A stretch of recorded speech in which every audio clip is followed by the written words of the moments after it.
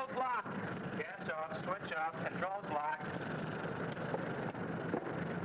All right, you got any questions you'd like to ask? Anything you're not quite clear about? Well, sir, there's just one thing. Is there any way to gauge how far your downwind leg should be from your landing line? I mean... Here you are. Well, the way I understand it, if it's a windy day, you're in a little closer here at the 90-degree point. Or if it's a calm day, you're out wider. That's right. But this downwind leg, how far out should it be? Well, far enough so that you can make a smooth turn, which will put you in a good 90-degree position. But close enough in so that you're always within easy gliding distance of your field from any point along your downwind leg. And that holds true of all racetrack pattern approaches. See, the entire pattern is based on safety. Your climbing turn after takeoff should be a relatively shallow turn because you must gain enough altitude during the turn so you're at least 400 feet above the ground by the time you're headed back on your downwind leg. You should be so spaced here that if your engine cut out on you, you could turn and glide into the field crosswind. Then very shortly you'll have your full 500 feet and should be able to land somewhat more into the wind. Continuing along the downwind leg, you should soon be able to land directly into the wind. So if your downwind leg is the right distance away from the field, you can glide into the field from any point along it. But, sir, I don't really know when I'm within gliding distance of the field. No, but you soon will. The 90-degree approach will help you learn to judge gliding distances. So will other maneuvers that you'll get later on. Now, on our next hop, we're going to start work on the 180-degree power-on approach. This is similar to the 90-degree approach, except that you start your descent here, abeam of the landing spot. You control your rate of descent by varying combinations of throttle and attitude. You come in with power on? That's right. And that involves something which is sometimes referred to as slow flight. So the first thing we'll do tomorrow is to go up high and find out some of the things you can do with a plane by varying combinations of power and attitude. For instance, suppose we start with a plane in straight and level flight at cruising throttle. If we add throttle, the nose wants to rise, causing us to gain altitude. But if we deliberately hold the plane in the same straight attitude, we gain altitude. The only way to keep the plane from gaining altitude when we're using more than cruising throttle is to tilt the nose down. If we tilt it down just the right amount for the added throttle we have on, we can maintain a constant altitude. But let's go back to cruising throttle again and ease the nose back up to the level attitude. Now, suppose we want to slow the plane down. First, we retard the throttle somewhat. When we do this, the nose wants to go down, causing us to lose altitude. If we deliberately hold the plane in the same level attitude we started with, as soon as the speed falls off, we'll start to lose altitude. If we want to maintain the same altitude and still travel at a slower speed, we'll have to tilt the nose up. The slower the speed, the higher the nose will have to be if we're to maintain altitude, up to the point where the plane stalls. Now we're in slow flight. That is, slower than gliding speed, but with the plane safely under control and not too close to a stall. You see, with power on, most planes will fly a little more slowly without stalling. Notice the position of the nose and wings in relation to the horizon. Get used to the sound and feel of slow flight. Now, suppose we want to lose altitude and still keep power on. We take the throttle back still further. At this point, you must be doubly conscious of the feel of the airplane. Don't let it get too slow or too fast. If it seems to be getting too slow, ease the nose down a little. If the plane seems to be picking up speed, ease the nose up a little. If you want to lose altitude faster, take off still more throttle. And, if necessary, ease the nose down slightly to maintain speed. If you want to slow down your rate of descent or stop it altogether, add throttle. You see, in a power letdown, that's what we call this method of losing altitude, you're working with 4 factors. 2 of them you control directly. The attitude of the plane you control with elevators, ailerons, and rudder. The power you control with the throttle. What you do with attitude and power determines your airspeed and rate of descent. Forgetting, of course, about convection currents and other air conditions like that. If you change one of these without changing the other, you change both airspeed and rate of descent. But if you change attitude and power in the proper relationship to each other, you can vary your rate of descent and keep your airspeed constant. Or you can vary your airspeed and keep your rate of descent constant. So, you see, it's a matter of coordinating attitude and power. In a power-off glide, you have one correct attitude, one throttle setting, and therefore one airspeed and one rate of descent. In a power letdown, you have your choice of a whole range of attitudes and throttle settings, permitting you to maintain a safe but well-controlled airspeed while getting the exact rate of descent that you want. Now let's apply slow flight in the power letdown to the 180-degree power approach. You remember the 90-degree approach. We cut the throttle at the 90-degree point, and we can land anywhere in the first third of the field. In the 180-degree power-on approach, we must hit a specific predetermined landing spot, and we must approach the landing spot on a predetermined landing line. But we use throttle in varying amounts all the way down. On the downwind leg, we get the plane well slowed down. Then at the abeam point, we begin to lose altitude, adjusting rate of descent and rate of turn to set us down on the predetermined landing spot. In actual practice, the upwind half of the 180-degree pattern is the same as the 90-degree pattern until you're about halfway along the downwind leg. By this time, you have your 500 feet of altitude, and you're in straight and level cruising flight. Your problem now is to slow the plane down. This you do by retarding throttle to a point well back of the cruising setting and gradually raising your nose to the slow flight attitude. Get your speed down to less than gliding speed, but with the plane comfortably under control and not too close to a stall. Raise or lower your nose as necessary to keep this speed constant. And if you start to lose altitude, add a little throttle. You must keep your 500 feet of altitude until you reach a point abeam of your landing spot. Meanwhile, of course, be sure that you're flying a course parallel to your imaginary landing line. And while you're flying this downwind leg, pick the spot you want to land on. When you're abeam of your landing spot, you begin your descent by taking off still more throttle. At the same time you do this, begin a gentle turn and ease your nose down a little, or up, as necessary to keep your airspeed from getting too slow or too fast. Your attention must be divided, but you will want to keep a fairly constant watch on your landing spot. If it looks like you're going to overshoot it, take off more throttle. If it looks like you're losing altitude too fast, add a little throttle to slow down your rate of descent. Plan your rate of turn so you recover to straight flight before you cross the edge of the field, so you'll have plenty of time to get squared away on your landing line. You're probably already in a nose-high attitude at this point, so you have only to bring the nose up a little to reach the landing attitude. You do this when you're fairly close to the ground. Then, just before you touch your throttle and make a normal, full-stall, three-point landing. Of course, some students have trouble at first in recognizing their rate of descent in relation to their landing spot.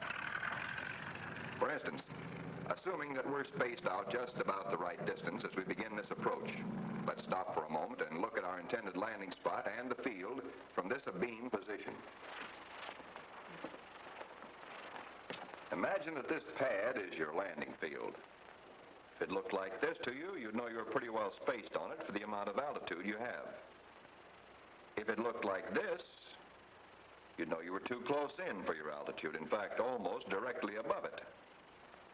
If it appeared flattened out like this, you'd know you were too far away for the amount of altitude you have. But bear in mind that it's always the angle at which your line of vision meets the ground that tells you how you're spaced.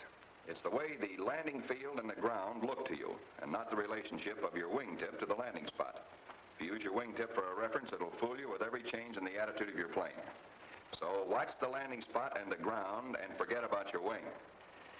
Now, assuming that this is about right for the abeam position, if the field and landing spot looked like this, you'd know you were too close in. If they looked like this, you'd know you were too far out. So here we're spaced just about right. we begin our descent, watch the landing spot. Don't let the field flatten out too much or move over under you.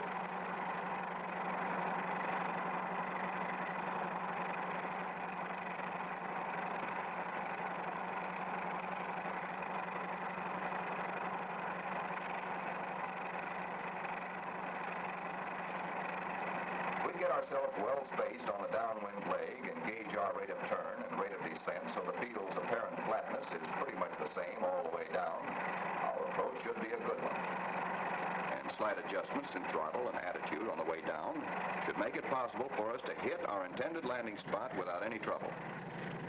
You see, the 180-degree power approach is very important. You'll use it for all your landings at the base field, and you'll use it almost exclusively in practically all types of service aircraft, because the power approach gives you positive control over your rate of descent and makes it possible for you to select in advance the exact spot where you intend to land. And incidentally, one mistake that's caused a number of boys to spin in. You're coming down in a power letdown, but you don't think you're descending steeply enough, so you take power all the way or most of the way off. And you don't make enough of a change in your attitude, which leaves you in a nose-high attitude without enough power, and you begin to mush badly. In a matter of seconds, they meet, and you stall. At low altitudes, there usually isn't time to recover before you hit the ground. The only way to be safe in slow flight and the power letdown is to know the sight, sound, and feel of the plane at various airspeeds and various attitudes. Don't depend on your instruments. Unless you're thoroughly familiar with the feel of the airplane in slow flight, you're sure to have trouble with speed control. That's one of the most common mistakes that students make in power approaches. For instance, lots of times they don't slow the plane up enough on the downwind leg. It takes time for a plane to lose speed. You can't get the kind of controlled descent you want until your speed is well down. So if your speed is too fast at the abeam point, you spend a good part of your turn losing the excess speed. And it's only after you've used up quite a lot of your turn that you begin to lose altitude. So you either overshoot your landing spot altogether, or you have to descend too sharply once you do get started. In any case, it's not a good approach. Another mistake in speed control is letting the plane get too fast, especially during the latter part of the approach. Remember, when you pick up extra speed, you somehow have to get rid of it. Usually, you do this by floating. Instead of hitting your landing spot, you float right over it and land somewhere beyond, making this anything but a precision maneuver. On the other hand, if you let your plane get too slow during your approach, you're running the risk of spinning in. And in any case, if you're too slow at the end of your approach, when you cut your throttle, you won't have any reserve buoyancy. So the plane will probably drop short of your landing spot and bounce hard. Another common mistake is to allow the plane to get too far downwind, so it has to be dragged in on the throttle. If you find yourself too low toward the end of your approach, there's something wrong with your pattern, or else your rate of descent was too fast earlier in the approach. So far, we've made all our takeoffs and landings directly into the wind, but you won't always be able to do that. Suppose you wanted to land along a line like this, with the wind coming from out in this direction. You head directly along your landing path. But soon the wind is drifting you off to the left. So your nose is pointed this way, and your wheels want to roll this way. But you're moving over the ground in this direction. Here's what happens when you try to land that way.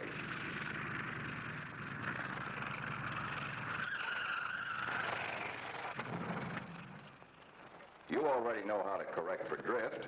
If, when you point your nose along your intended landing line, you see that you're drifting, make a turn so that you're headed somewhat more into the wind.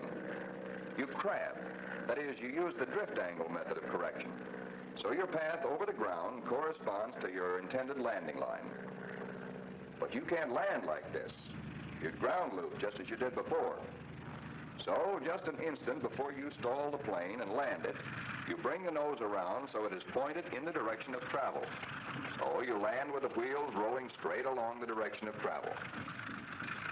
But how do you know when you're drifting and how much? Well, the wind tee or sock will usually tip you off when to watch for drift, but don't depend on them. As soon as you've turned onto your straightaway, Get your wings level, look well ahead, and watch the way the scenery looks in relation to your nose. If you seem to be sliding sideways across the scenery, then you're drifting. Make a small turn into the wind and level your wings again. If, with your wings level, you seem to be sliding straight along your landing line, then your path over the ground coincides with your landing line.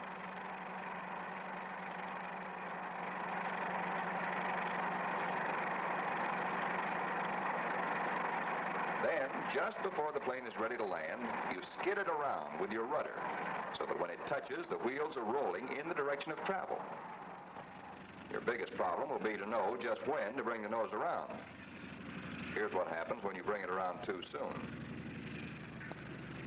Even though you've been making a straight path over the ground, bringing the nose around too soon gives the plane time to start drifting before you land. Consequently, you land while drifting, so you might as well not have bothered to correct for drift in the first place. The other extreme to bringing the nose around too early is bringing it around too late, so you land while still partially in a crab. And as for knowing just when to bring the nose around, there's only one way you can do that. You've got to be able to feel when the plane is ready to land. But there's another method of correcting for drift on landing. You get your nose pointed straight down your intended landing line, with your wings level, and you look for drift. If you're getting any, ease the windward wing down slightly by applying aileron. Naturally, this will tend to make the plane turn to the windward, but don't let it. Keep the nose straight by applying opposite rudder. If you get the wing down just the right amount, the drift will stop. As you descend, you'll probably find that the amount of drift varies, so you'll have to vary your correction accordingly. Then, as you break your glide, at the same time, smoothly level your wings, being careful to keep the plane straight. The wing should be completely level at the instant you reach the three-point attitude and are ready to land. When you use the wing down method of drift correction, you're traveling through the air in this direction. And in a no-wind condition, you would make a path over the ground like this. But while you're traveling through the air in this direction, the entire body of air is moving, drifting you in this direction. So, by using just the right amount of drift correction, you can make a path over the ground to coincide with your landing path and with the direction your nose is pointed. The natural tendency once you're on the ground in a crosswind landing is to relax a little. You've got it down safely, you think. Before you can think again, you ground loop. But let's go back and analyze that ground loop. You correct for drift and make a good landing. But even though you're on the ground, the wind is still trying to lift your windward wing. Also, anytime the plane is on the ground, it wants to turn into the wind like a weather vane. If you let the plane get away from you for even a second, the ground loop starts. The plane wheels around toward the direction the wind is coming from. The force of the turn tends to throw the outside wing down even further. The momentum of the turn becomes so great, the plane doesn't turn into the wind and stop. It keeps going on around. You end up by dragging a wingtip or smashing an aileron, or you may even go over on your back. Handling the plane after it hits the ground, that's the real test of a good crosswind landing. Because no matter how experienced you are, you'll occasionally misjudge your drift. And there'll be times when air currents close to the ground will reverse your drift at the last instant. So you land in a drift in spite of your corrections. But if you handle the plane properly, there's very little reason to ground loop. In a crosswind takeoff, the same procedure applies. The wind will try to lift your windward wing. The plane will want to turn into the wind. You hold the plane straight with rudder and keep the wings level with your ailerons.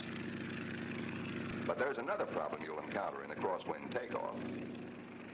Watch how this plane skips sideways during its takeoff run. The wind is literally blowing it across the runway. Now, watch this takeoff. Notice that the plane assumes a tail-high or nose-low takeoff attitude. This holds the wheels firmly on the ground, giving them enough friction to prevent skipping. Then, when the plane has plenty of speed, the pilot eases the nose up and flies the plane off. In other words, when you assume your takeoff attitude, instead of bringing the nose down to about here, bring it down even further, say to about here, and hold that attitude until you have plenty of speed.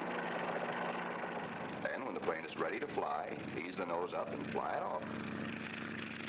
But of course, you'll start to drift immediately you're off the ground. To prevent this, turn slightly into the wind as you climb, so you make a straight path over the ground. In other words, use the crab or drift angle method of correction. But don't think that I'm trying to give you any hard and fast rules for drift correction or power approaches or anything else, because there aren't any. If you fly for the rest of your life, you'll probably never encounter the same air conditions twice. The density of the air varies, the wind varies, and there are up and down winds as well as winds across the ground, convection currents we call them. Sometimes these make you stay up when you should be coming down, or they bring you down when you should stay up. No, if there were any rules in flying, you could boil them down to this.